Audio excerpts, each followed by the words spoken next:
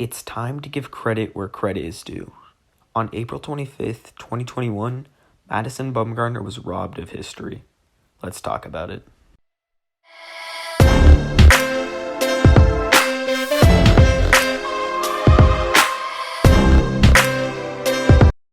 So this whole thing took place on April 25th of last year. The Atlanta Braves faced off in a doubleheader against the Arizona Diamondbacks in Atlanta. Now, there was a rule made back in 2020 for the 2020 shortened season that doubleheaders would be 7 innings a game. So keep that in mind as I talk about this. This game in particular was the second game of the doubleheader, where Madison Bumgarner of the Diamondbacks faced off against Drew Smyly of the Braves. In the grand scheme of things, this game was fairly insignificant as nobody really had high hopes for the Diamondbacks, and the Braves kind of had a slow start to their season. So this wasn't like a game that everybody was looking forward to, it was just another matchup in April. Bumgarner was on cruise control from the very first pitch of the game, and an error in the second inning by Nick Ahmed was the only base runner he allowed. By the time the 7th inning rolled around, you looked up and the Braves still didn't have a hit.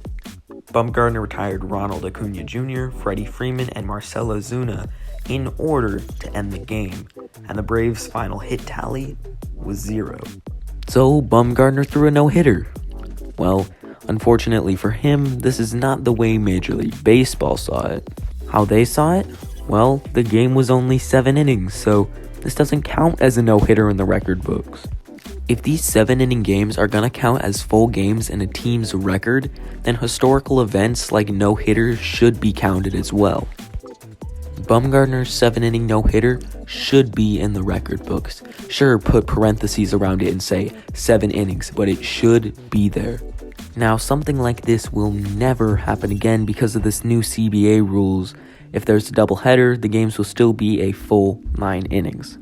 If this game counted as a win in the D-backs record and a loss for the Braves, then Bumgarner's no-hitter should count too. At the end of the day, it's not really a big deal. I mean, sure, it stinks for Bumgarner, but hey, what can you do? I wanted to make this video because he did something special and he still doesn't get credit for it.